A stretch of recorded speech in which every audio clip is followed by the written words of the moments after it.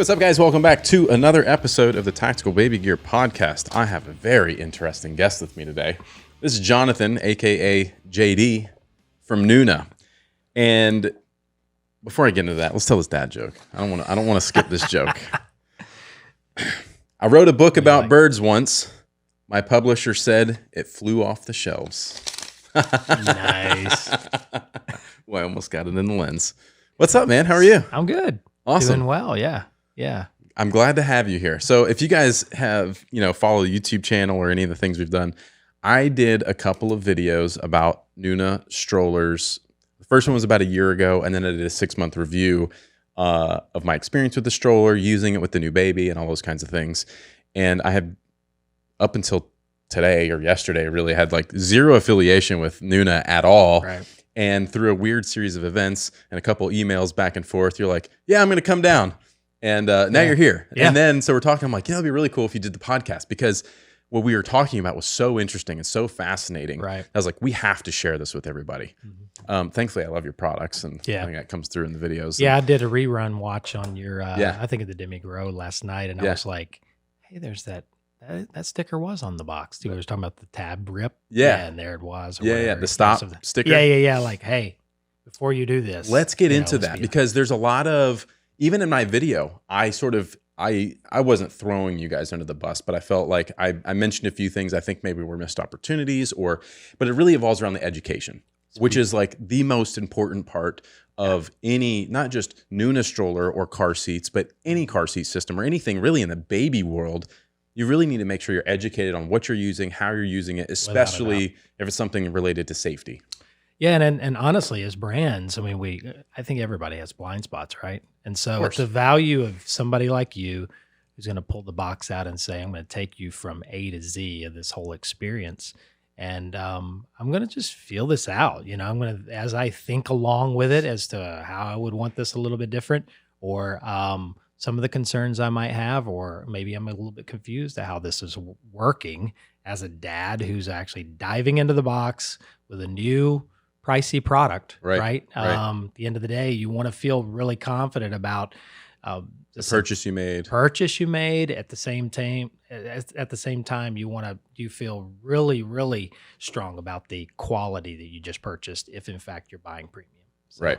Yeah. I mean, we face that too, where it's like, we're so close to our stuff, that same with you guys. Probably you kind of have blinders on a little bit. You're so close to it, and you think that everyone understands. And I felt that with your stuff, and maybe this is some things to clear up even for me, because I haven't really dug back into the website since doing that and ordering things. But it was, sort of the confusion about, there's a different systems with different names, and which systems work with which components and which don't. Right. And that was where I was a little bit confused, because like, well, is this going to fit with the stand, and this thing does this and that, but like, it wasn't real clear to me then. Right. And maybe I didn't read something properly, which as a consumer happens all the time, right? You see it and I see it, where, this isn't working right. Like, well, you didn't read the instructions, or you didn't read this on the website, or you didn't watch this in video, or whatever the case is. So maybe I missed something, but that was sort of my experience. And I think that's the same is true for a lot of our customers, where we have 2 different bag systems.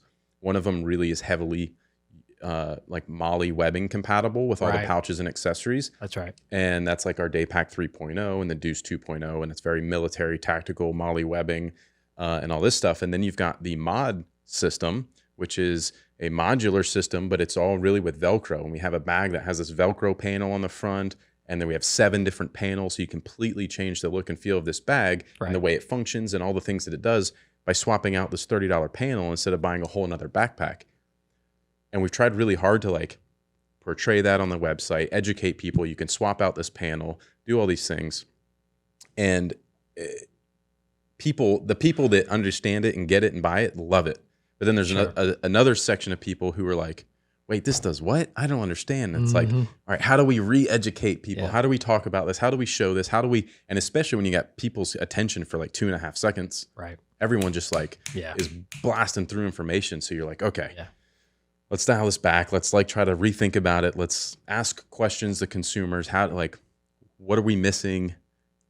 I'm sure the same true for you. You guys do focus groups on that kind of stuff at all? You have to, yeah. We do a lot of that type of thing, especially as you're building tutorials, as you're building the manuals per se on products, you have to err on the side of the fact that the probability is that 90% of any manual is not going to be read because of the nature of the consumer today. They are programmed to just shortest attention span in history, right? Mm-hmm. And so if you don't grab them quickly and help them understand what it is, they'll either just put it by the wayside or they won't come back to it for a while and say, well, this seems like this is going to be a project when it shouldn't be. But it is the challenge, right? Because in a world of compatibility, the U.S. consumer, especially in my world, in the baby gear world, hard goods is what we call it, we're a predominantly driven travel system country. If you go to Europe, not so much. So because we're a European brand and we have Dutch designers, we have people who are actually from the ground up building the product to make it look beautiful the way that people love the Dutch design, right? Right. But it's built according to a lot of times the mindset of a European consumer. So when you come here and it's like, no, the car seat always snaps onto the stroller. And in Europe, they're like, wait, what? Always? No, we almost never do that. They're a big bassinet-driven type community. The car seat stays in the car. That's why it's called a car seat. I mean, that is the mentality there. Where with us, it's like, no, this needs to work on everything. Absolutely, yeah. It should even work on my kitchen counter, right? Set it up there, and but yeah, it's complicated, I think. But at the same time, what we're trying to do as a brand also is consistently drive towards simplicity and making things really, really easy. So, which is you've done. I mean, you guys knocked it out of the park with that. Like, I bought that new travel stroller, and I haven't even talked about it publicly anywhere and done any reviews or anything. But like, that thing's like magic. Right. Yeah. Your engineering team and the designers, like, that thing is ridiculous. How cool the fold is on that. And in reality, that was the ultimate mission, right? Is it should be magic. A stroller that you're actually doing in and out of a vehicle. If that's your lifestyle, it should collapse with gravity. It should have a really, really simplistic fold because, well, one, it can. I mean, you can build it that way, right? But that is something that people are consistently looking for because those who have gone before us in the world of lightweight strollers, maybe not so much easy to fold. And so the easy fold component or that feature is actually what people are really, really seeking out in relation to buying that category. It just makes it a thoughtless motion, right? When mom or dad, whoever, right, is got a baby out of the car, you've got a baby in one arm, you're trying to get the stroller out and it just happens, or you're trying to put it away, right? And you flip that handle over and the rest of it just go. It's like, what just that was insane, right? And it's it becomes like a fluid, thoughtless motion where it just happens, and you're like, oh, well, now it's folded, right? And you don't have to think about it. You're not looking for how to do something. You just grab, done. Yeah, it's so cool. I'm a big fan.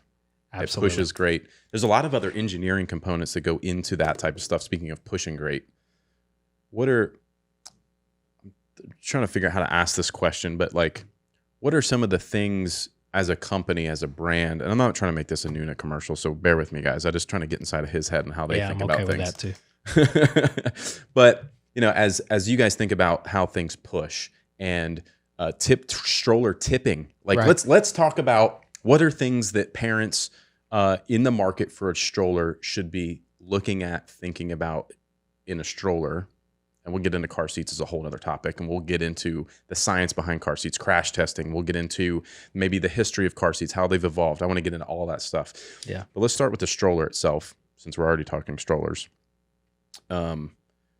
Stroller tipping is a big thing. I was just in Disney World, and we're pushing a NUNA stroller, which I have all kinds of confidence in because I've never had any issues with it. Right. And I've got my backpack hanging from the handle and all these things and no concerns. Meanwhile, you've got stroller parking lots at Disney World with 400 million strollers in them. And I see kids getting in and out of them and they're flipping over backwards because there's something hanging from the handles. I saw one or two flip over with kids inside of it. And they're smacking their heads and parents are freaking out. And I'm like on standby, like ready to go save some little kid because that's my nature, I'm like, is everything okay? Like, I'm gonna go help this kid. But like, I couldn't believe what I was seeing in some of these strollers. That's the hardest part too. The consumer misuse of a product. is always the number one factor that has to be brought into play when you're building something, as to, I'm actually not protecting the consumer on behalf of my product. I'm protecting my product on behalf of the consumer, because the probability is they're going to use it the wrong way. Right. And so, so you have to factor that into the design, you have to build right? it that way. So like, if you use it perfectly, this will be fine. Yeah. So like the stroller you're talking about that you own, that you had at Disney, that didn't grow. I think it's fair to say, from an engineering standpoint, that the center of gravity built into that stroller is probably the most foundationally solid stroller in the world, being that you can put a lot of weight, a lot of things in the basket, a couple of kids, and it doesn't push differently just because you've added all of that weight. There's other double strollers in the market that it's almost like, you know how when you're like in a canoe, right? And I'm going to turn the canoe around. Yeah. It takes that kind of, pushing steerability, which takes toll on mom's body. If she just had a C-section, she's tired. The back's taking the brunt of all this stuff. An additional kid that she's picking up all the time. That takes a toll after a while of steering a big stroller that actually doesn't have a good solid center of gravity. So all of that has to be factored. Center of gravity is really what it's all about. Yeah. Yeah. For the hip hop guys, we call it COG. You know what COG? Yeah, you know me. So that's your next meme, right? That's right. You down with COG? My wife is like a rapper, by the way. We're gonna make some rap videos soon. She comes up with the most ridiculous rap rhymes. Yeah. Oh my gosh! Wait, we're making some rap videos. Do some COG, 100%. It's hilarious. But that is the tipping element is always of concern, because you have to factor on that. There's a really high probability that women will go out and they'll seek out a bag that they really, really like. And that bag's going on that handle. Mm-hmm. It's going to go on the back of that stroller. And ladies, we know you like your basket space. And so I've seen more shoppers, at Whole Foods or whatever, that the stroller basket is their grocery cart, right? Yeah. And so when you have that kind of approach to the way a stroller actually maneuvers, or how it's maintained, and a lot of weight ends up on the back in an amusement park situation, because I got to put all the kids get them moved around and the stuff. I'm probably going to drape something with a lot of weight on the back, and the tippability of that at that point it's a little bit of a danger. Mm-hmm. You can offset the brake component, in the event that you do it on the wrong hill, then all of a sudden a kid's flying down a hill, unsupervised. There's a lot of unsupervised. Right. That's the kind way to put it, right? See ya. Hope you buckle the seatbelt. Well, there was another thing that you brought up yesterday, was like the approach sort of situation, and just like the geometry. I'm assuming it's the geometry of the front wheels, or how that works, and trying to push it up a curb. That's right. In a parking lot, into a shopping center or whatever. Yeah. What's all of that? As sort of the same concept of center of gravity, or is that more geometry? Totally is. Yeah, because back to the COG, if we're going to dwell on that a little bit, center of gravity plays a huge factor in the smooth and steerability of the stroller. And as you add any kind of weight component to that, whether it has the ability to entertain two children, or if it's just the one, or the basket placement obviously is, I got stuff spilling out. As I add weight, how is the suspension actually taking on that weight, and is it centering it to the center so that I don't feel like I'm having to really put a lot into it? That's like when you get to the grocery store with a shopping cart, and you've got that thing loaded up, and you add like a bag of dog food or a case of water, and suddenly that thing's really hard to maneuver. Yeah. Right? That's exactly right. Yeah. Or you put all those, green bean cans or whatever, and it's on the edge of the cart at the front, and suddenly you can't turn that thing. It's Same explanation of physics applies there. As put the kid These are out things there. that no one considers when they're buying a stroller. They don't. That, right? So that's why I wanted to get into it, because now it's like, when most people go to buy a stroller, the first thing they do is grab the handle. Mm-hmm. Right? They touch the handle. and they maybe give it a little push back and forth, and they decide with zero weight in it in a department store somewhere that this is a good stroller because it feels good and it rolls nice. Right. Right? Yeah. And maybe they're testing a fold situation or they want to know how heavy it is. Maybe. That's the extent of it. I put zero thought into my first stroller. It was my wife that said, "This one's purple. I like it." We couldn't even afford it. We had to put it on our baby register and get her aunt and uncle to buy it for us, which thank God, God bless them. We were so broke. We couldn't do that. So there was no thought. It was a jogger with inflatable tires. They were always flat. And every time we had to use it, I was putting air in it, or replacing a tube or whatever. It was a nightmare. Yeah. I really was not a fan of that. I don't know if you guys do any inflatable tire stuff, but like. No, we stay away from that because of exact reason what you just said. Yeah. Yeah, you don't want to produce a product that has to be an additional layer of maintenance that the probability is pretty high that an aired up tire is going to be faulty at some point, depending on how much which reduces the customer experience and the whole 9 yards, right? That's right. But yeah, I put no thought into it, and I should have. Actually, I'm trying to think now if that would maybe. Anyways, we ended up with that purple stroller, and then we had a double wide stroller, which was good because we had 2 kids, but it was a double wide. Yeah, so hard to get through doors. Exactly. My next, you took the words right out of my mouth. Whereas like things to consider as you're shopping for a stroller, right? It's just how what does it fold? What's the center of gravity like? If there's weight in it, will it go up the curb or is it gonna hit the front wheels and then stop, and then you're trying to pull back on it to get the front wheels to go up the thing and all that kind of stuff. Yeah. Something to consider. Testing it, if you have the opportunity to test it in a store or you have a friend that has one, to maybe there's a little test, walk it down the sidewalk, down the street, whatever. I think that's probably a good thing to do. Right? Yeah, and I would say the rule of thumb, to be honest, Beav, is like if you start out with a mentality of how you're going to approach this world. It's a brand new world. I mean, I'm not playing it down because it's hard for a lot of people as they get into the first parent realm to grasp the fact that, okay, there's a lot of investment that's required. And what path do I want to go down in relation to the spend that's related to this, one?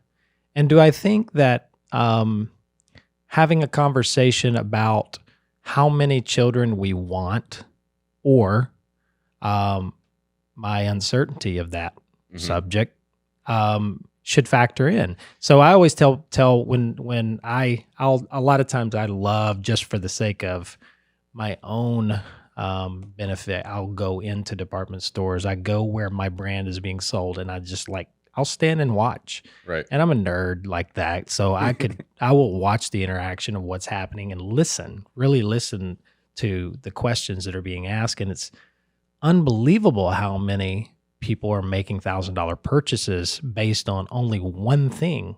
And it's based on the fact that it's just a product that their girlfriend has.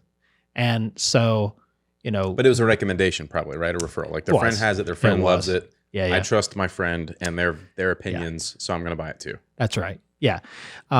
Without factoring in their own lifestyle. Yeah, their own lifestyle, whether it actually makes any sense.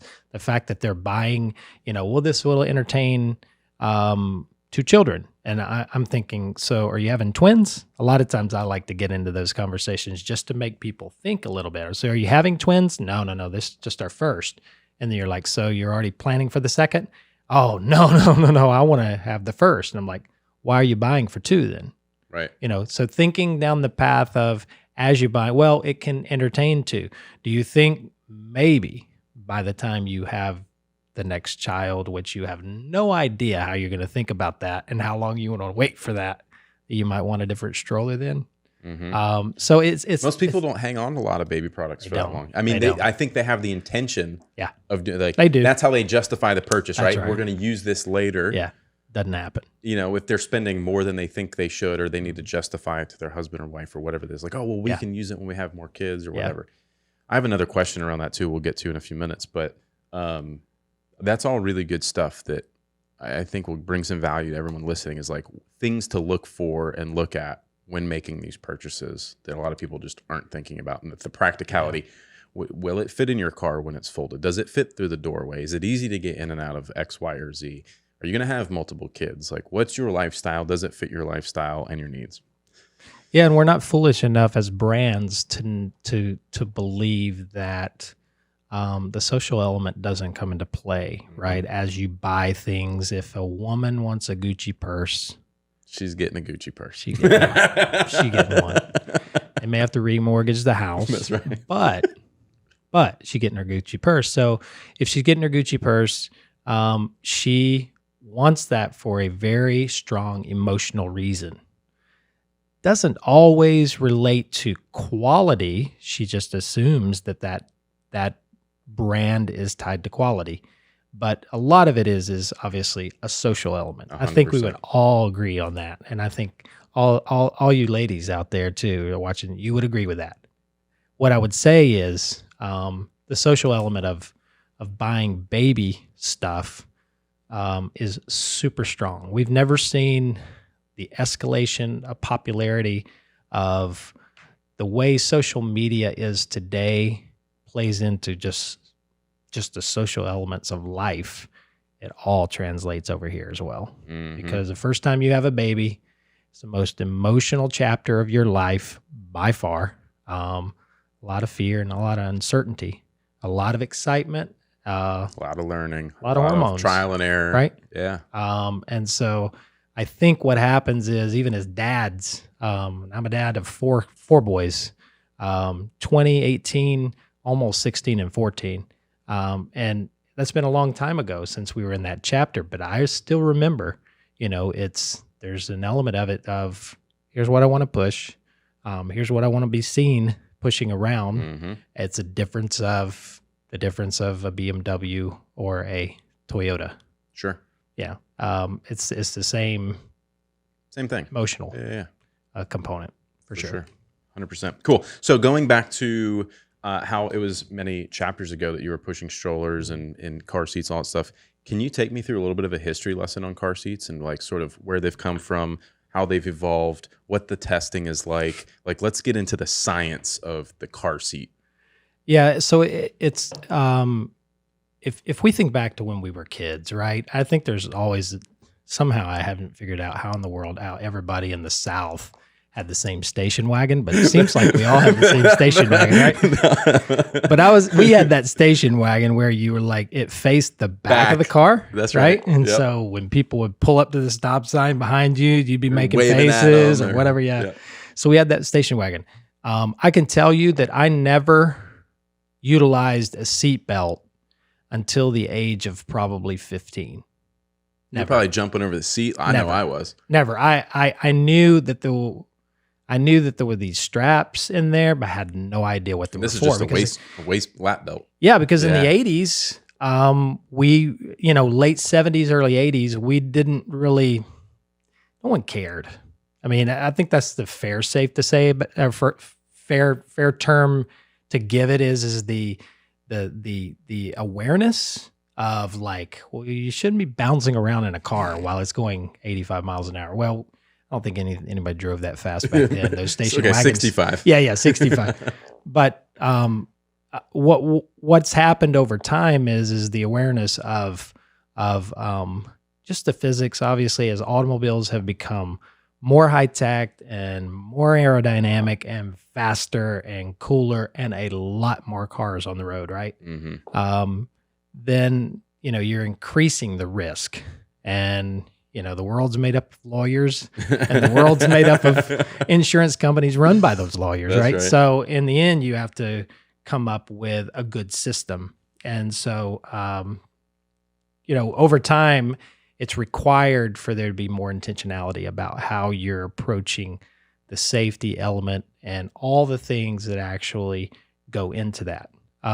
So what I would say is it's evolved, and then all of a sudden it's spiked. So the amount of safety awareness, even since I came on board into this industry, previously out of industry into this industry, almost a decade ago, 2012 July is when I came in and actually kind of took the reins and we cranked up, NUNA in the United States. In that period of time, what's happened is an awareness to a lot of what's already been happening across the world has bridged to the U.S. market, and things that in the past would have looked really, really odd are now commonplace because people understand them better. Just like anything else, right? You get educated on something and you're thinking, I got to think differently about it. And that's what's happened with car seat safety. Got it. So there was more car seat safety in other countries before here. For sure. It was more prevalent. Yeah, for sure. Because I think the engineering of automobiles, even though the automobile obviously was born here in the United States, the engineering obviously in European cars, more savvy, more, sporty, all of those things. I think that the awareness obviously was taken on a lot quicker in the European markets. And so as a result, they have kind of led the way, I think, with rating systems, et cetera, et cetera. At the end of the day, in the U.S., we have still pretty archaic direction that as to how you go about and improve whether a car seat is fit to sell in the U.S. market. There's a certain Consumer Product Safety Commission element to it, and then there's also a NHTSA component to it. And then there's organizations like Safe Kids, who is constantly certifying people around the country to say, hey, got to be out there and be educating consistently on how people should approach the world of restraint systems and just keeping our kids safe. The problem, though, is it's moving at 1,000,000 miles an hour because of the automobile industry. Because every year you're getting something unique, new, flashier from this or that brand, and they're changing things inside of these automobiles. There's a certain level of standard they have to hold to, but man alive, these seats, that you'll see. Like if you look at a Tesla today, as far as there's a tether component, right, to prevent a seat from charging forward, tipping forward in a collision. It's literally impossible for you to tether to a Tesla today without totally embedding that belt into some pretty expensive leather seats. Really? Yeah. Yeah. And so if you look at that, you're thinking, well, they designed the car wrong. They're thinking, you just figure out how you can strap to it better. Yeah, there's a lot of, that's an interesting thought, because I hadn't considered the different models. Like, I know at some point, when did they mandate the little bars in the seat? Yeah, the latch system.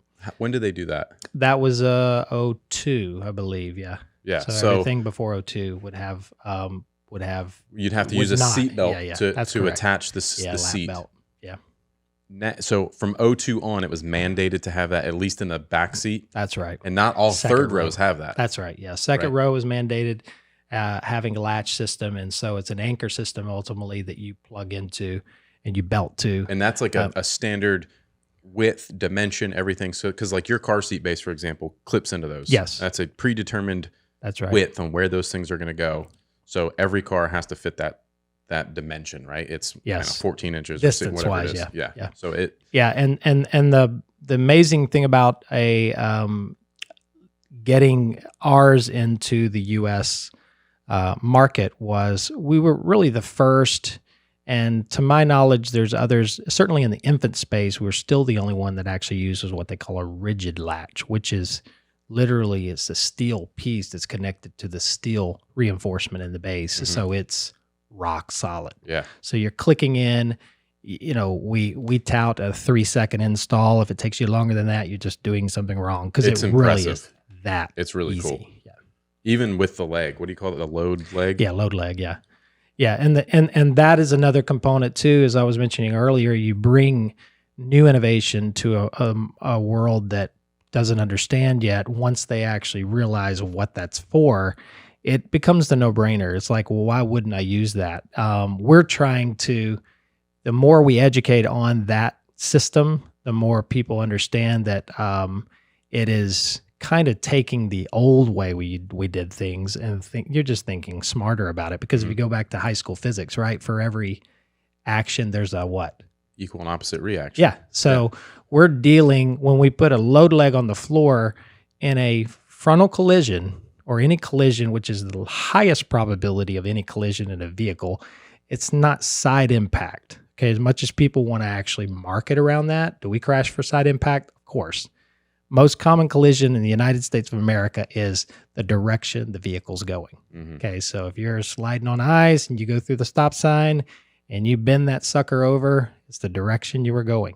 That's kind of, common. You would think common sense. That's the most common vehicle. Now you're thinking, well, what happens if I get hit in the back? Well, that's somebody else going in the direction we just described you would be going. It's still going to push you in a direction. Now, it's going to be a different force on your body. You're going to be going. Could be, sort of pushed backwards. But this load leg, for example, if you guys are watching and you can see me, it goes from the top of the seat. You've got your car seat sitting down, and then you've got a leg that goes down to the floor of the car.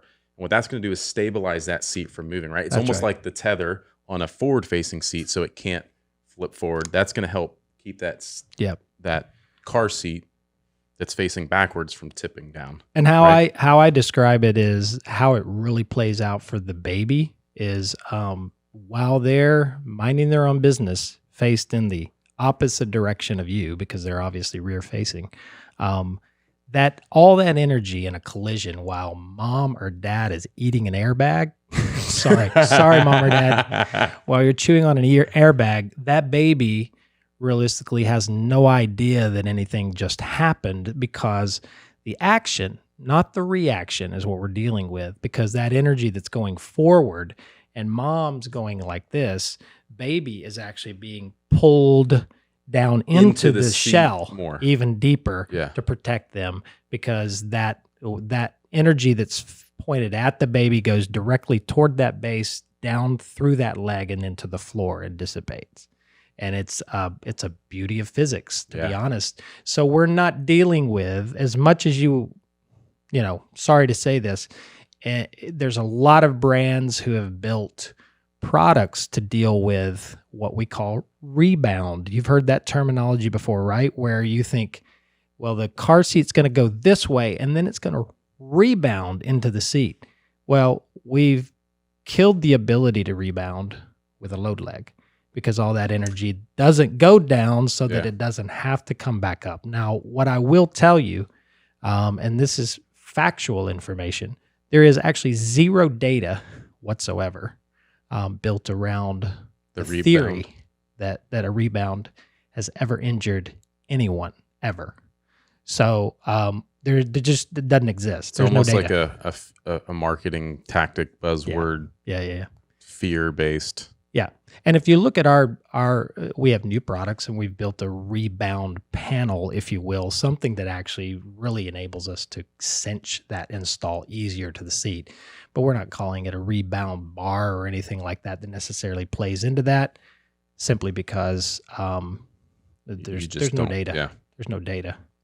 But what we do know is that frontal energy that's actually pulling the child and potentially creating head excursion or whiplash, we're knocking that out with that load leg. So it's a pretty awesome thing. Let's talk about testing then, since this is a perfect, we talked yesterday a little bit about crash testing and the difference between US and Europe and how they're doing it and what the standards are. And, are there car seats that are safer than other car seats?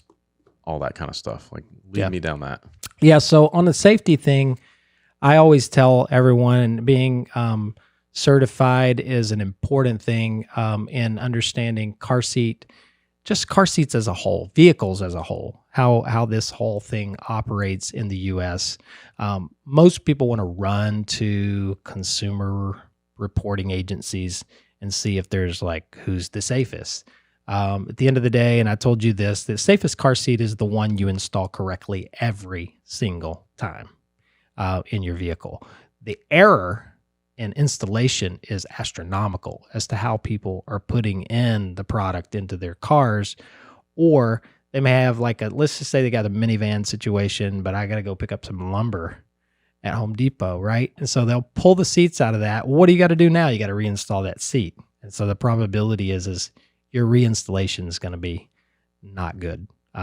That's something we see all the time. We do car seat check kind of events a lot of times at retailers, which is very important, I think, for the education, certainly. But a lot of these, the rating agencies, if you will, if you understand how products are scored, you probably would give a lot less energy to those rating agencies. For instance, we got scored poorly one time when we first came out because the print on the warning label wasn't certain font or something like that. We deal with that on our baby carrier. Yeah. Right? So it's like the warning label has very specific, very specific criteria. Yeah. The font has to be this size, the distance between this text and this text has to be so many whatever, blah, blah, blah. Has nothing to do with the product. Has nothing to, it's like, nope, this failed. And you're like, why? Like, oh, the font size on the warning label. Like, that, like, come on, you guys. It's wacky, but yeah, that's exactly right. And so that also factors into people who are rating this stuff and who are scoring this stuff, that it doesn't necessarily take into account, is this a good product? No matter what product it is, it doesn't always give you the real picture of how good or what the quality is. What's the testing like for car seats? I mean, does everyone go through the same tests? They do, yeah. And so if you go to a crash testing facility, most often in Chantilly, Virginia, they have the system is old. I'll just give that term to it. It's old. It's a bench seat from a 1990s vehicle that they're using that really doesn't, mimic any. Is it just a seat or is it an entire vehicle? No, it's the seat. It's the bench. Yeah, they put your product, they attach it to this bench, and then they run that sled down the way. And so how it performs, essentially, you would think the product's got to be built according to that bench, obviously, to pass or fail, because at the end of the day, this is a pass or fail system.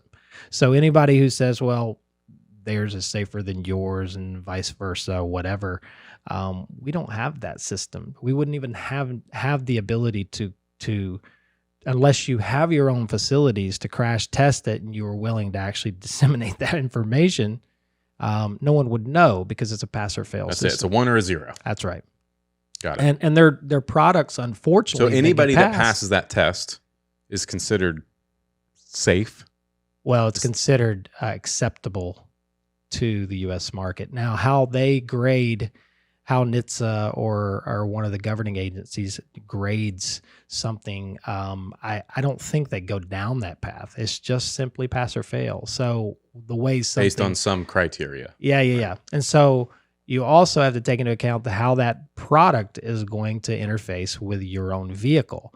And so people could be, well, I'm getting this product or that product. I mean, I can tell you that our Latch System, for instance, there was one sedan from really one premium brand that I knew for a fact that our car seat would not work in when we first came to market. And it was because of the latch anchors, the things they put in the second row. Those were designed in the most quirky geometry you've ever seen in a seat, unlike any other seat in the market. I was going to say earlier when I started talking about the anchoring system, that how they're not all sort of created equal, even though there's like the distance between them has to be the same, just so like something like your product that like That's right.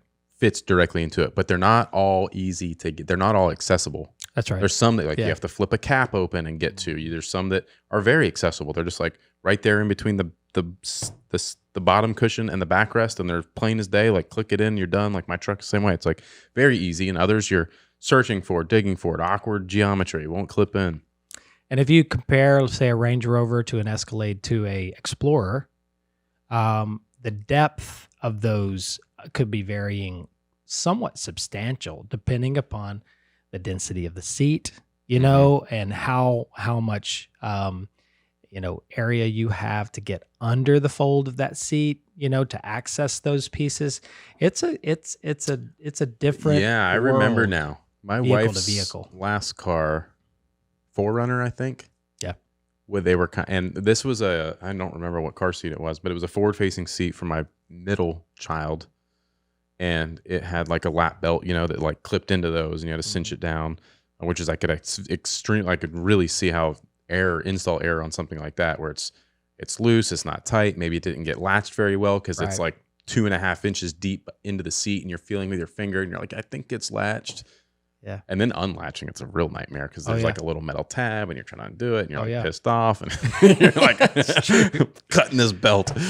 Yeah, it's so crazy. It's the frustrations of products. You know, a lot of times though, it's you know, if you look at the ever moving, you know, evolution of vehicles in this country, to be able to keep up with that pace when things are being re-engineered, redesigned. Well, especially because for us, you know, people who design products and manufacture them, there's a turnaround time to this. It doesn't happen tomorrow. Yeah, and if you think about the fact that these are mandated products, and we're talking about car seats, like you don't have a choice. Like you get pulled over and your 5-year-old's sitting in a lap belt in the seat, someone's in trouble. You know, and so you have to have these restraints.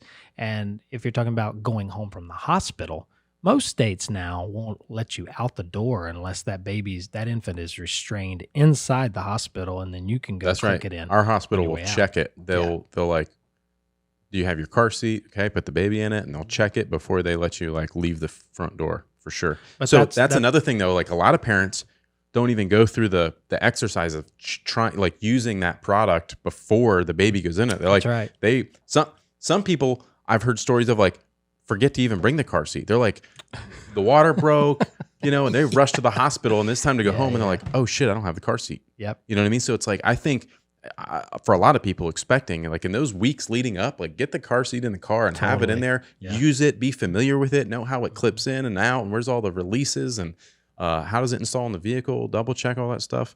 There's a lot of people, I mean, that just like doesn't even cross some people's minds, where they're like, all right, I got my hospital bag, and I got stuff for the baby, and I got my underwear, and like car seats like at home in the garage or something. Yeah, and one little tidbit I'll add, ladies, if you're about to have a baby and you take Beav's advice, which I highly recommend, stick the car seat in the car ahead of when these events take place. But go ahead and take something at like a minimum 5 pounds and stick it in the seat. You're going to think it's the car seat alone, you'll hear probably some level of rattle or something like that as it's interfacing with the base. That doesn't mean anything related to your product. There's nothing wrong with your product. There's some tolerances there. Yeah. It's designed to hold weight. Therefore, once that weight's placed into the product, you're doing away with the noise. So just, little tidbit. Something to know about. Yeah. Because we get that. People will actually call, you know, it's making a noise, and you're like, how long did the baby? Well, no, I hadn't had the baby yet. I'm like, just put some weight in there. It's designed it's all good. to be under a load. Yeah. So we were talking about the crash test rating in the U.S., and then there's other standards, European standards, I think, that are a little more strict. That's you guys test to those standards? Is that always, because we sell in those countries. Depends on where they're selling, right? So if there are products available in those European countries, they have what's called an ADAC or Adac rating for all restraints in European countries, and it's very, very highly touted. It comes out of Germany. Predominantly from a global perspective, is kind of the threshold you want to, be scoring on, so to speak. And we get, in our world, we kind of shoot for that. That's the one we're after. We're not necessarily, saying, oh, let's cross our fingers to see if we can get approved in the United States, because the thresholds is lower, as it relates to, and that's a fair, I think, fair comment to make. But we do know that over time, the lobbyists, the people who are involved in the baby industry, have pushed and pushed and pushed. It just takes so long to turn the ship as it relates to some of these, and the bureaucracy involved. You wouldn't think, right, that something as important as child safety would take that long to get a new criteria, a new threshold, a new standard in place, but it just simply has. Yeah. So if it takes that long for certain things and technologies to shift, I mean, that you're talking about testing and ratings and things like that, but even just on a manufacturing side, right? It takes a long time to kind of re-engineer something, get it through manufacturing and prototyping and testing before it gets into production and finally hits the shelves. I mean, that could be a year plus, easy. Totally. You know what I mean? Especially on a car seat. Now, a stroller, some new design, you could probably develop that. That's probably a 2-year project. Yeah. Right. Yeah. Car seats could take a long time. There's a lot of involved in that. For us, even for a bag, it's like a year before it's like idea to for sale is a year, and that's just a bag. Yeah. Anyways, my point being, what I'm kind of getting at here is, if that's the case and these things aren't changing quickly, as a manufacturer, and not necessarily trying to sell more of them, but what are the things that consumers and people should be thinking about hand-me-downs, right? Oh, my sister had a baby. They're not using the car seat anymore. They're going to give it to me. Is that a good idea? Is that a bad idea? And there's expiration dates. There's is there cause for concern for that? Like, what are your thoughts on that? Yeah, the rule of thumb is, there's expirations on car seats. So it relates to a stroller versus a car seat. Totally different world when you're talking about car seats versus strollers. Mm-hmm. I would probably never recommend someone buying a car seat to use that they got at a garage sale, right? Unless they just don't know the history of it. Yeah, unless you knew the path. Now, what I will tell you though is the technology of today and the strength in the way that these products are built. Most times, if something has been compromised, it's quite visible that the product's been, but not always. There could be some stressing elements that has happened to the plastics that if it were involved in a collision, you just say, we'll just, replace or get another one. But as it relates to restraint of your child, right? At the end of the day, this is a life insurance policy you're buying on behalf of your baby. You only do this purchase once, ever in your life. You never, ever do this type of shopping or transaction on behalf of your child ever again. It's the life insurance policy while they're sitting in the vehicle of your car. So whenever I am training in any scenario, whether it's my staff, my people that are on the road on behalf of my brand, or if it's in a interfacing with a consumer, I want them to help. I kind of want to help them understand you got to put on a different face, if you will, as it relates to doing your research on a car seat versus a stroller, because the stakes are really high, right? Not to say that, well, whatever purchase you make, you're not still making a safe purchase, because as I said a while ago, as long as it's installed properly, you probably have a very safe seat. What I would say, though, is you got to think of it differently than just going out and buying an umbrella stroller, if you will, because of the fact that there's a lot that goes into it, making sure that it is properly installed, but how it interfaces with your vehicle. Right. So just because you like a certain brand, or just because you like this product, or my sister had that and that's the one we're getting, you gotta do your homework a little bit to make sure that there's a proper interface with what you're driving around every day and your lifestyle. Sure. So hand me down on a stroller, not a big deal. Nah. If it's in good shape, it's clean, and you don't feel bad about it, and it works with the car seat you got. Right. Folds properly, it's not been, it's not broken per se. You didn't run over it in the garage or whatever. The brakes work. Sure. Properly. That would be the one thing I would test more over than anything. But there's just a lot of that happening, right? A lot of hand-me-down kind of stuff. Yeah. So avoid it with a car seat if you can, unless you just are absolutely sure and certain of its history and can trust that. If a car seat's involved in any type of collision, you recommend probably have it replaced. Absolutely. Right? Absolutely, yeah. That's the rule of thumb. I would never there's too many variables, right, that are involved where somebody was like, well, it was a fender bender. Yeah. What about the base? Yeah. Well, that's probably the component that took the most impact. Yeah. Because that's what they're designed to do. Well, a lot of people, even with our product, they'll lift it and they'll say, wow, this is really, really light. Does that mean that it's unsafe? No, you don't understand the safety component of the restraint. Safety is built into the base. That's what's designed to handle the the physics The of the energy energy push towards your baby is that base and how it performs. Because the base is heavy.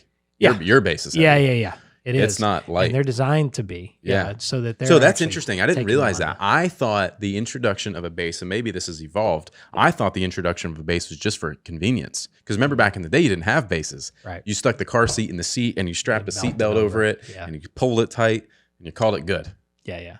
But the base is really a lot of the safety component now. Absolutely. Yeah. It is designed to perform in a collision situation more so than and you say, well, if something actually, penetrates the door, yes, the shell is made and is designed with enough reinforcement around where your child is sitting so that it actually is not going to be compromised or break or anything like that. That's what goes into side crash testing. However, for the most part, the performance in most common collisions and how that what we call chest G's, that's a score, as well as HIC or head injury criteria. It's all pretty much built around the performance of that base and how it's actually taking in the energy. Interesting. So how about a scenario where I've seen a lot of car seats kind of are dual purpose. They can do both, right? Where they have a base, but they can also be strapped in with a seatbelt if you didn't have the base. Is that, obviously one scenario is much more preferred than the other. It is. Yeah. Right? Yeah. Because you're talking about what they call the Euro style, the European style install, which is very few cars in Europe are utilizing bases because you have big cities and a lot of taxi cabs, right? So they're not lugging a base around everywhere they go. In the U.S. market, it's required. You have to have some component of being able to latch to the car, which is what's built into most bases, right?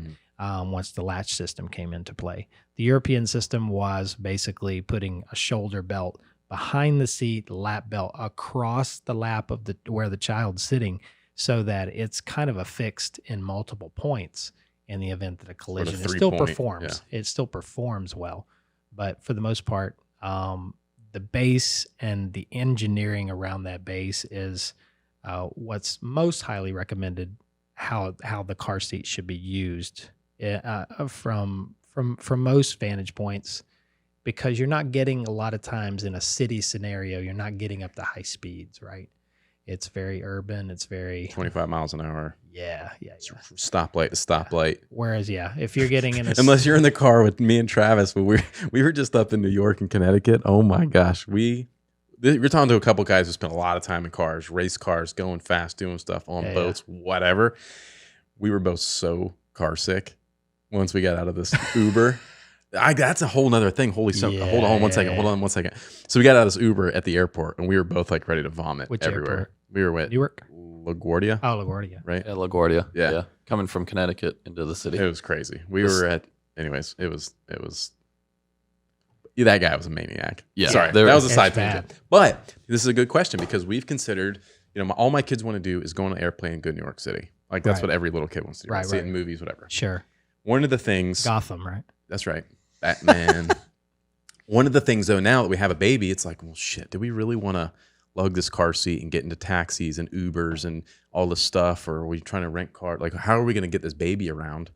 Like practically. Right. What do you guys, are there thoughts from you guys or best practice even, or any advice on like, if you're in and out of cabs and Ubers, like what do you do? Or you just avoid it? Well, it's a challenge, I think, because depending upon where you're going in the city and how long you want it to take, that probably influences everything. Do I take Ubers when I'm in the city, but I'm there on business always? And,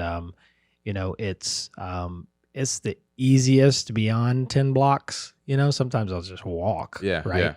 Yeah. But I can promise you lugging or holding a baby and carrying up and down and up and down. I can remember when my kids were just out of that phase. They were still young, but just walking from Union Station to, Times Square and beyond to the hotel, I was just like, I can't even imagine lugging, a child. I know. If you have a carrier, that's a pretty awesome thing just because the baby's on your back or the baby's on you. Wearing it. Yeah. But that doesn't work in a car. Doesn't work. No, You it know what I doesn't mean? work. So it's So like I would say we fly into the airport and we need to get into the city. Let's say Yeah. we're going to be there for a week. I don't want to rent a car and park downtown and deal with a rental car that I'm not going to see again for a week until I go back to the airport, probably, right? So yeah, is there a good scenario, or is it just like it's deal Uber with or it? get on the train? Yeah, train? I guess is reasonable. Yeah. Yeah, you could still Yeah. do baby carrier on the train yeah, and even the and train avoid the active shooters, right? that's important. But I would say that probably after your first train ride, you might opt for the Uber anyway. I mean, I just straight up honest, I wouldn't. Certainly, it doesn't. When you have that many children with you, it's just sometimes it can be nerve wracking because you're also looking for being mindful of their comfort at the same time, their whereabouts, right? Right. So a more confined scenario, as much as you can stomach it, I would probably go Uber. Yeah. Final answer. Yeah. I mean, you know what I mean? Because it's like, okay, now you got a car seat. Do I need to bring a base so I can clip it into this Uber? Yeah. And all this stuff. Yeah. But you got this really awesome, sweet NUNA travel stroller that's going to fold right up and fit in the back of the Uber. Yeah. Well, and I would say, as long as you have the car seat, one of ours that also has the European style,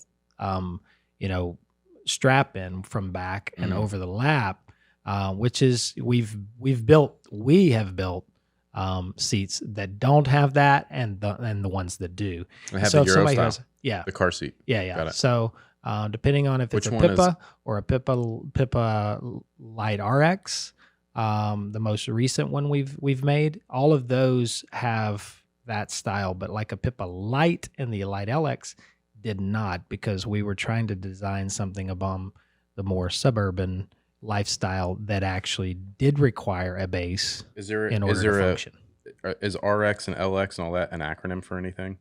So the RX is for the second generation base. We actually redesigned the base. So R means for relax base, where you can change the angle on the fly. So while you're driving, you can actually, he seems to get a little, fussy. We'll recline him a little bit so he'll go to sleep. Now there's like specific angles, really, right? Because like even on my base, there's a bubble level, and it's like keep it right in this sweet spot.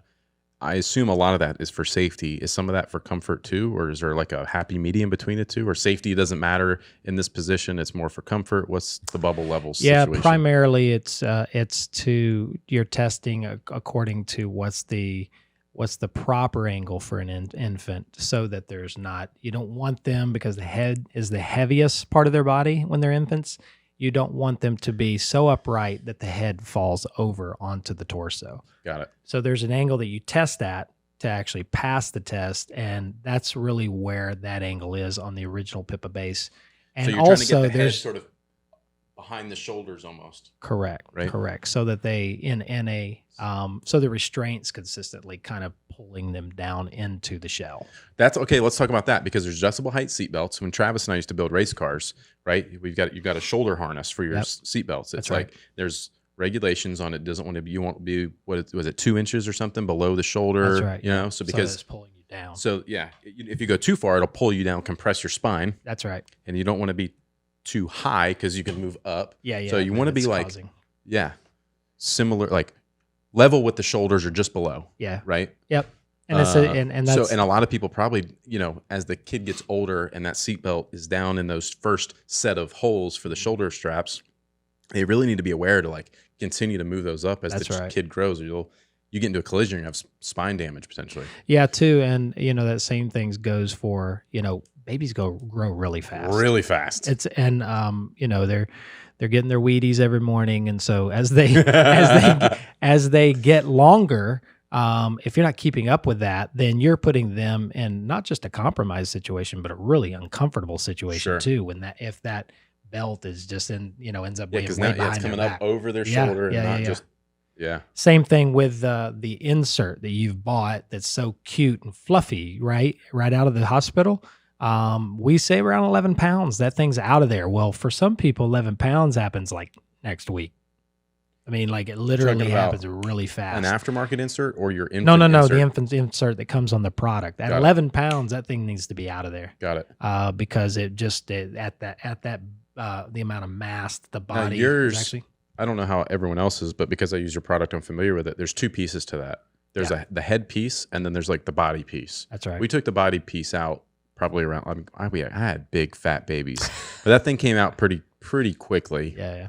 We left the head one in there for a while just because it sort of hugged her head a little bit, and it didn't seem like there was so much, like in a side impact, for example, there would be less of this sort of thing. Is that okay? Yeah. Body inserts, all you're talking about. I mean, Okay. you definitely want, I think for comfort, is certainly, unless it's the independent part of it is just kind of like compressing and feels uncomfortable or looks uncomfortable to the child, because it does add a layer of comfort for sure. Yeah, for sure. So, There's less room. But the body, they're sleeping. It's the body's growing quicker and longer, faster than the head, certainly. And so that's the part that's going to come out first. Mm-hmm.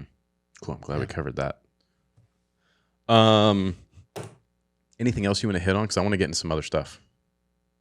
No, I think that these are practical topics. I think that a lot of times it's probably good we're having this conversation simply to put out there, because this is day-to-day life, right?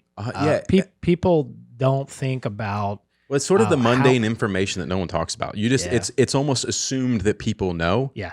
Most people have no idea that the height of the shoulder straps shouldn't be too far above or below your shoulders, or it'll compress the spine. People are like, I bet you 10, 15 people listening right now are just like having an oh shit moment, and they're like headed out to the car right now to fix it. Yeah.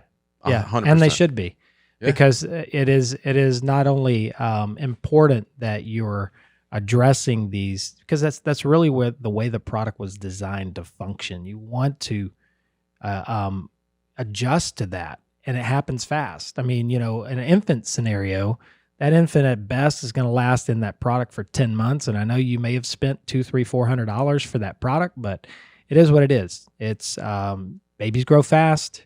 You're going to have to move on to the next stage. You're going to keep buying shoes, car seats. Yeah. Exactly right. Yeah. Clothes. The jeans get small really, really fast on those boys. I can tell you that. So, cool. Let's switch gears a little bit. Okay. Let's talk about some fun stuff. Yeah. You're into sports, Yeah. sports cards, collectibles. We were talking a little bit about that yesterday, which is really interesting. I didn't expect that to hear that. You're teaching baseball or coaching baseball, I should say. And then you mentioned something about NFTs. Yeah. Where are you with NFT stuff? Have you bought NFTs? Are you into NFTs? You're learning about it. You excited about it? You're like, what the hell? I'm probably the guy who is like right on the cusp of saying, let's go transact some of this stuff. I think that the beauty of the digital world is that you can make stuff relatively easy, but it does encompass a lot of creativity if it's something that can sustain itself in the market, right? Sure, right. And I think we've all seen it. I think of us, I think Travis is the only one that's actually bought an NFT. Oh yeah. So I'll be kind of curious to hear your take on this in a minute, but I'm in the same boat as you. I'm like right there, but I'm most excited about it because there's a brand I want to buy that has a major potential for an NFT component. Okay. That I'm like so pumped about. Yeah. Right now I just don't have the bandwidth to deal with it. Yeah. And I really, but like what I was going with that was like, you were saying how complicated or whatever, but NFTs could kind of be as simple or as complicated as you want to make them. It's true, and sort of like, Yeah. yes, the creativity side of it could be complex, but what you can do with it could be as simple or as complicated with the contracts and blockchain and all these different things, that the utility side of it that you could maybe get out of it could be as wild and extreme as you want, or buy this and it's yours. It could go either way, right? But yeah, I'm excited about it. Like, and I don't want to be the guy that's like, this is dumb, whatever, where, a lot of people past generations thought the same thing about everything else, right? Internet, Facebook, and email and whatever. They're like, this is dumb. This is, and it's hard to really, for me to see, like you hear people talk about it, guys like Gary Vee who talk about it's going to be the next big thing and yada, yada, yada. Right. And you're like, I hear you, but there's some sides of it like that I can't see for myself what that might be or how it's going to be used at mass scale and for a bunch of different reasons. Like I understand how it could be used for this art thing and how this ticket to this event is now an NFT and it's yada, yada, yada. Or, you buy some digital card or a digital image that like yours, Travis, he bought a picture of a Porsche. He's a big Porsche guy. He's got Porsches and he's like all about it. You bought that thing really for no other reason, I think, other than it was the exact car that you have. Right. And you want to support the artist because you just like the guy. You've followed him for a long time. He did this NFT project. It was like $100 or something. He's like, yeah, whatever. This will be cool. Support this dude. I like this guy, whatever. And like, that's the end of it. There's really no other utility to it. It doesn't get you access to anything. It doesn't. Right. He could probably resell it some later down the road and make a few $100 or something. But like, that's it. Yeah. Right? Yeah. Yeah. It was just, a guy on Instagram that does awesome art of cars. And he was like, well, I'm going to do an NFT project because that's what, as an artist, that's what you're supposed to do now. That's what everybody does. So he did it. Gary V told me to. Yeah. And he did one that was exactly my car, same color and everything. So I was like, well, yeah, why wouldn't I buy this? It's like the guy's cool. It wasn't that expensive. I mean, I think the actual cost of the NFT itself was like 0.1 Ethereum, which was like $30 at the time. Yeah. But what happens is the fees and everything else on top of it. So it turns into like 70, 80, 90 bucks in a hurry to do the first one because you got to transfer money and you got to convert that into a different thing. Speaking of education on how to do it. Yeah. There was so many steps. And I'm like watching YouTube videos and doing all this stuff. I'm trying to like buy the thing. I got to research how to buy it. Yeah, all new accounts with 3 different, places. Websites, I don't even know what you call them. It's almost not even a website. It's like an app or a utility. Yeah. So it's like you got to do this. You got to get a wallet. Right. Yep. You've been down this road a little bit. You're familiar, right? Yeah. Absolutely. I mean, there was a lot of front end setup work to even click buy now on the NFT. I mean, it took me a couple hours. And then there was like a waiting period. You're like, did I buy it? Did I not buy it? I didn't even. I'm like, what's going? Where'd my money just go? Yeah. It took like a day. And I'm like waiting for this. And it's like, oh, check back in 10 minutes. And it's like 6 hours later and I still don't have the thing. I'm like, I don't know what part did I do wrong. And then there's the part of you, right? For the next 48 hours after you realize you've bought it, you're thinking, what the heck did I just buy? Yeah, exactly. And then who do I tell that I just bought this? Right. That's right. He texted me. He's like, hey, I bought an NFT. I'm like, oh, no shit. Yeah. Cool. Yeah. But it literally has no real use other than I just have it and it exists on a website somewhere that and you're the owner. Yeah. So see how interesting that is? You're like, this seems so dumb. Yeah. So like, how do you see the future uses of this at mass scale where you got guys like Gary talking about how it's like going to be, it's more of the technology behind it than the currently it's just being used a lot primarily for art. Sure. You know what I mean? Where it's like, he's like, real estate's going to be done this way. You're going to buy a car this way. It's all these things. And you're like, huh? Yeah. It's like, I think it's a long time before those types of things happen. Yeah. And will it in 10 years? Maybe that's the case.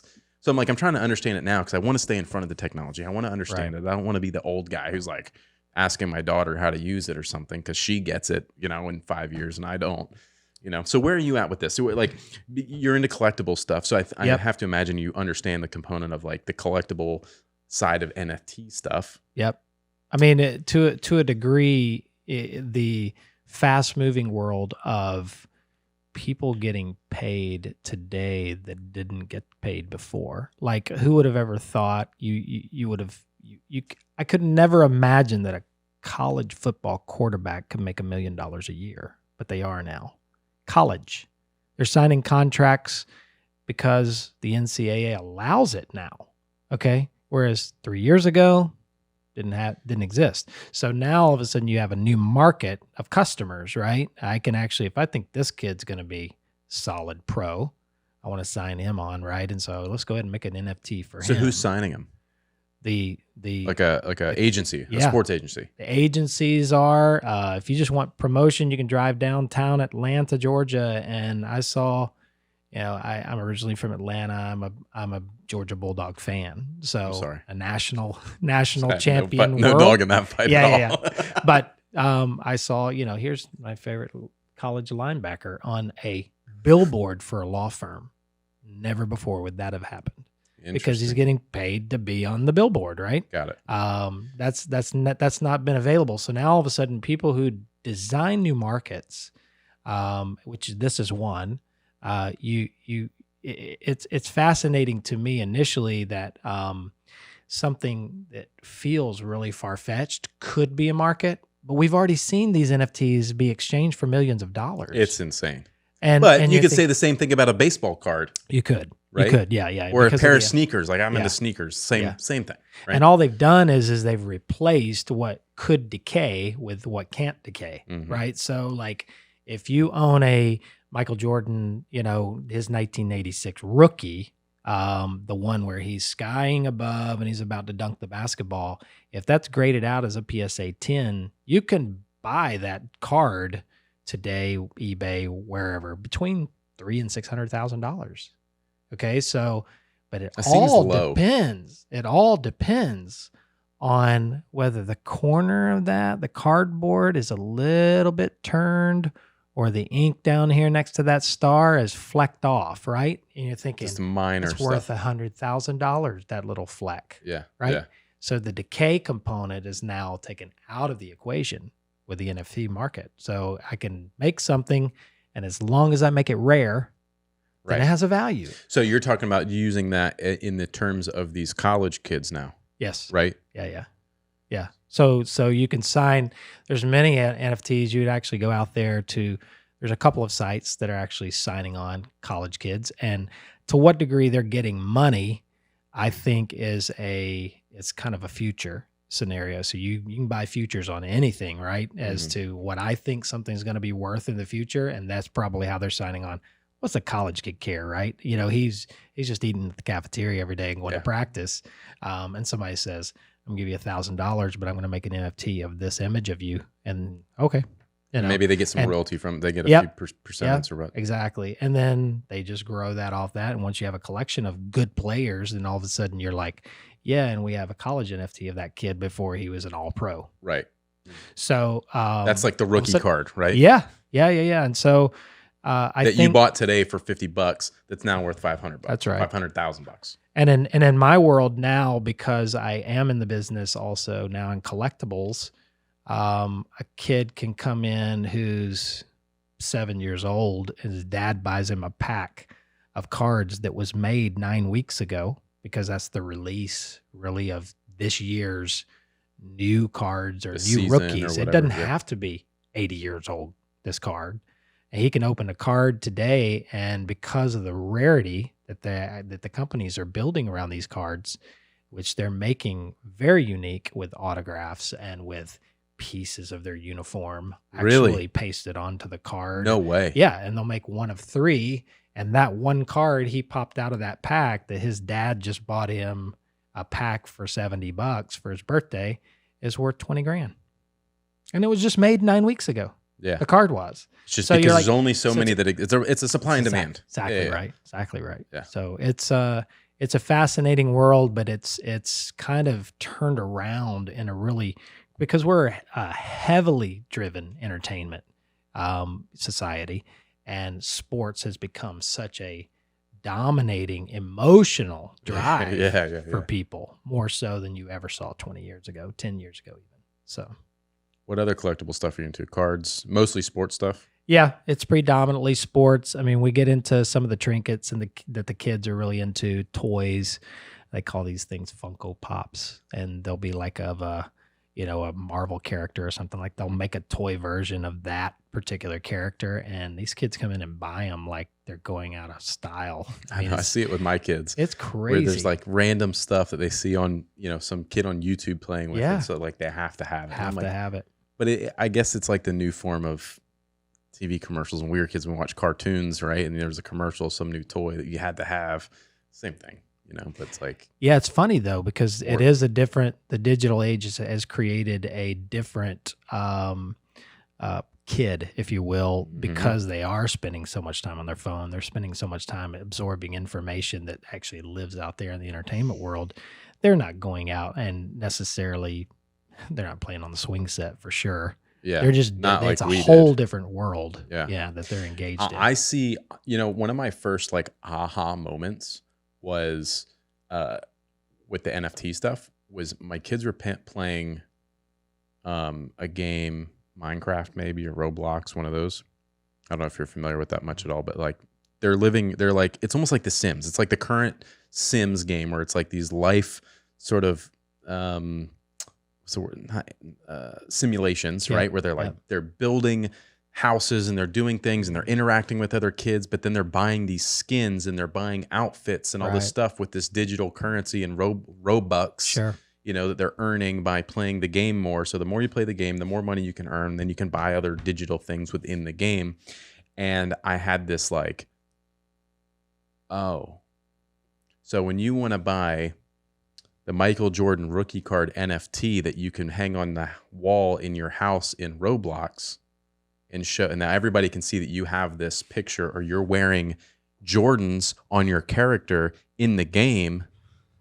I see where this is going, because that generation's growing up buying these digital assets because they want this outfit or this shirt or this whatever. And I'm like, I told my wife, I'm like, imagine what this looks like in a few, like these kids age up and they want to have the jewelry on their character or this Kim Kardashian thing, or they want to change their hair and someone's got some hairdo thing that they're selling as an NFT that I don't know. Crazy, go on, like a wedding dress, right? They're having a digital wedding and they want to buy a wedding dress and they're, you know what I mean? I'm not kidding. This is for real. It's crazy. I know. We think it's crazy now, but when that thing happens 10 years from now, we're going to be like, holy cow. Yeah. Yeah. It's a Gucci purse. Yeah. You know what I mean? Online. I own this digital Gucci purse on my avatar. And I paid $2,000 for it too. Yeah. And I'm going to sell it for more. Like, it's crazy. Yeah. But that's where it's going. In the digital world, it's always brand new, right? That's right. Every time. Nowhere. Click the refresh button. Yeah. For sure. Man. Yeah. It's crazy. Super crazy. All right. Real quick. Let's give NUNA some spotlight. Will you brag about some of the things you guys are most proud of and like the cool stuff going on, new products that are out, stuff that we should look at, pay attention to? Yeah, I would say, we kind of set the woods on fire, if you will, with the most recent 2 products that we released. You mentioned the travel stroller. I think is just it's a beautiful piece to make mom's life easier, dad's life easier, just because it is so simple to engage and it doesn't become a hassle. It's an easy thing to deal with. You guys, I'm telling you, it folds like incredible. It's small. When it folds, it's so compact. Yeah. It's lightweight. It's easy to push and roll. Your car seat can clip into it. Right on. But it also has like that built-in toddler seat, so you don't have to use the car seat with it. It reclines. It does everything a big stroller would do, and it's like not as small as like an umbrella stroller. Right. It's an in-between, and it's amazing. And it has I would say that we've built obviously full feature strollers as well as all the way down to this being our smallest, and this competes right on par with the push of anything we've built so far. So it's really remarkable. The other item that we've released is a new spin seat. So the thing, it goes the Rev, right? Is what it's called. Yeah, Rev, REVV. It revolves so that in any circumstance, revolve. That's what that stands for. Yeah. It's a true spin as opposed to you having to uninstall and reinstall a car seat. So grandma or mom and dad, for that matter, can own one. And once you've put it in the one time, there's no other reason ever to take it out. Unless you just need the space. Yeah, unless the space is, Because if you got an infant, or if I got a 6-year-old, 5-year-old, whatever. So it can go from rear facing and spin to forward facing. That's right. It could spin 90 degrees, so you can get the kid in and out of it easily. Yeah, which is the beauty of it to me. Spin it toward the door so that I'm not actually twisting to get that baby or in reaching there. across to get a seatbelt out from under their butt or whatever. That's right. So right in front of you. It's just ease of use. I think it scores really big because of that. That factor alone is the sole reason why someone would buy that product, and it has taken off. We've tried to keep it in stock as much as a disaster as 2021 was in the supply chain. We're in good position once again, but I'm not sure we would have had enough regardless of how many we would have produced. It has taken off like wildfire. Pretty cool. It's pretty awesome. But one thing I will say, and it makes me proud to be associated with a company like ours, is consistent innovation. Consistent. Whereas a lot of people, a lot of brands don't necessarily have that capability to just consistently put out something new. Sometimes it's just a refresh, or we're going to make a new color of that to put on this stroller. Same product foundationally, but we'll just change the fashion on it. With us, we're just constant innovation. So I think it gives us an opportunity to always have a leg up. Very cool. I didn't realize you guys sell a lot more than just strollers and car seats. Yeah. You got bassinets, which is like kind of part of those systems. But Travel then cribs. You've got the like pack and play travel crib. You've got high chairs. You've got all kinds of stuff. The swinging bouncer. That's right. It's called the Leaf. That item was one of the first out of the gate. We just revamped our high chair and new design on that, and we got some really cool stuff in the pipeline too. Yeah. It's consistently full, and it's a pretty cool place to be when you see that innovation coming behind you and you're just bringing new to the market. And things are good in the premium baby business. That's awesome, man. Yeah. Cool. Well, thanks for coming on and chatting with us and educating us you. on all things car seat and stroller related. I really appreciate it. And I hope you guys got a lot of value out of that and learned something, and you're making maybe some tweaks and adjustments to how you're doing things or what you're doing, or if you're expecting, how to shop for a stroller or a car seat and what to look for and how it might fit your lifestyle and all that kind of stuff. So anyways, guys, give this podcast a thumbs up on YouTube if you're watching it there. Make sure you subscribe if you aren't already. I'll see you guys in the next video. Peace.